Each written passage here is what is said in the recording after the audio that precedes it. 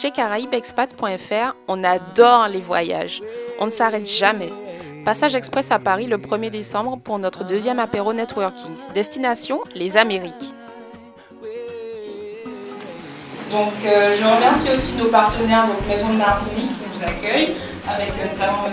Rousselin qui est le directeur ici, et puis aussi Carré Black, c'est Christophe Boga. Et on les a choisis tout simplement parce qu'on a un peu les mêmes valeurs, c'est-à-dire qu'on essaie de fédérer un peu la communauté antillaise. Première escale, l'Amérique centrale. Notre invitée d'honneur, Mariana Pereira de l'ambassade du Panama en France, nous parle de son pays. 7% de croissance, 4% de chômage, deux chiffres qui ont séduit le public à coup sûr. Le centre du commerce international des Amériques. On a signé de multiples accords de libre-échange avec tous les pays membres de l'Alliance du Pacifique, avec des pays asiatiques comme le Singapour, avec les pays membres de l'AELC. La politique, c'est plutôt un échange d'expériences. J'ai beaucoup entendu parler du Panama et des opportunités, etc. Est-ce qu'il y a des sites intéressants pour les appels d'offres? Et pour les offres d'emploi, en fait, il y a plein d'emplois au Panama.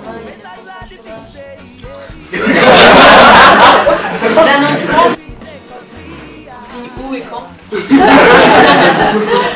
faut y aller aussi, même aux chefs d'entreprise qui souhaitent investir. Puis, direction l'Amérique du Nord. Maëré de Marie Galante, en direct d'Atlanta par Skype, nous présente son site web, relaischopusc.com. Elle nous donne quelques conseils sur la création d'entreprises aux États-Unis. J'ai 31 ans, je suis originaire de Marie Galante. Et en fait, après mon bac, j'ai pas voulu aller en France ou rester en Guadeloupe, comme un peu tous mes amis. Et j'ai décidé de partir au Canada pour être prof de sport. Je voulais devenir prof de sport parce que je ne savais pas ce que je voulais faire et je faisais de l'athlétisme. Donc je me suis dit, bon, ben, quelque chose qui a à voir avec le sport. Je suis restée 2 ans à Québec, ensuite je suis partie à Montréal.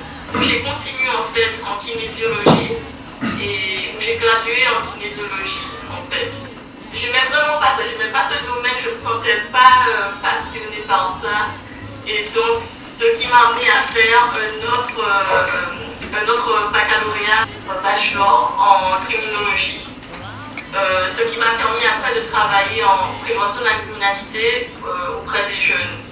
Puis ensuite, je suis venue à Atlanta, j'ai eu une opportunité, je l'ai fait pendant 1 an ici à Atlanta. Ensuite, j'ai eu une autre opportunité en Angleterre, donc je suis partie 1 an et demi en Angleterre à Londres. Et puis ensuite, je me suis retrouvée en 2011. Je suis revenue à Atlanta parce que c'est une ville en fait qui m'avait beaucoup marquée. C'est une ville qui me fait penser beaucoup à la Guadeloupe en fait. Ah ouais? Oui, c'est une ville majoritairement noire. Il y a beaucoup de business noirs, beaucoup d'exemples positifs. Dernière étape du voyage, l'Amérique du Sud, avec Julien de Guadeloupe. Tenez-vous bien, il revient du Brésil où il a travaillé pour Volkswagen à l'occasion de la Coupe du Monde de foot. Je suis parti en mars 2013 au Brésil, donc je suis parti sans rien.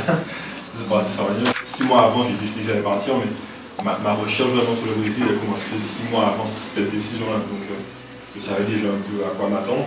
À ce moment-là, je parlais déjà portugais assez bien. Couramment. J'ai changé de. Parce que quand je l'ai rencontré, je lui ai dit, moi je veux rester au Brésil. Je veux rester au Brésil, etc. Là, je lui ai dit, bon, si je dois rentrer quelques mois en Europe pour travailler, et après revenir sur la Coupe du Monde, ça me va. Et puis 2 semaines après, il m'a contacté pour me donner mon ici, c'était toujours OK. Et puis voilà, donc en une semaine, je suis passé du Brésil à Berlin. Donc, pour vous dire. C'était pas la même chose, c'était pas la même température, c'était pas les mêmes gens. La langue, mais c'était l'anglais. C'était en anglais, ouais, heureusement. Enfin, c'était, voilà, en fait, pourquoi on m'a recruté, c'était donc, on m'a recruté pour m'occuper de clients, qui est Volkswagen Brésil. Donc c'était vraiment le client brésilien, donc il fallait quelqu'un qui parle portugais. Bon, c'est plutôt cool. Et puis pour finir, est-ce que pendant ton séjour au Brésil, tu peux dire qu'il y a d'autres secteurs où a priori, quand on n'est pas brésilien, on peut quand même avoir sa chance? Ouais, tous les gens qui sont ingénieurs, Vous allez au Brésil, il n'y a pas de souci. Tout ce qui est pétrole, etc., les énergies, on rentre au Brésil. Parce que pour tout ce qui est commercial marketing, c'est ce qui prime déjà. Donc déjà, il faut parler la langue, assez bien, et il faut connaître le marché, quoi. Donc il y a des agences, qui existent pour accompagner les gens pour faire le visa. Donc le visa, c'est 3 000 reais, donc ça fait 1 000 €. Si je devais faire un résumé, j'ai appris le portugais, je suis parti au Brésil et j'ai parlé sur la Coupe du Monde. Ouais, je me suis dit vraiment, voilà, est-ce que je veux vraiment réussir? Et puis voilà, quoi. Donc ouais, faut pas lâcher, quoi. Ouais. D'accord, bah merci beaucoup.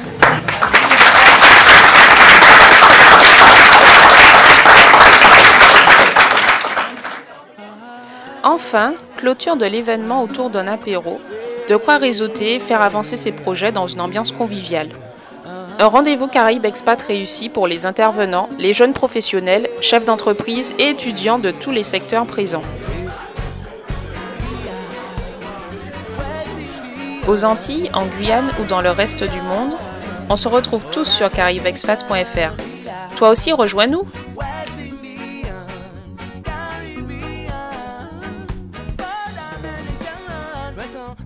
Martinique et puis antillais, caribéen, français, descendant d'Africains. Je m'exprime en créole, en français aussi en anglais. Je ne suis qu'un échantillon car en effet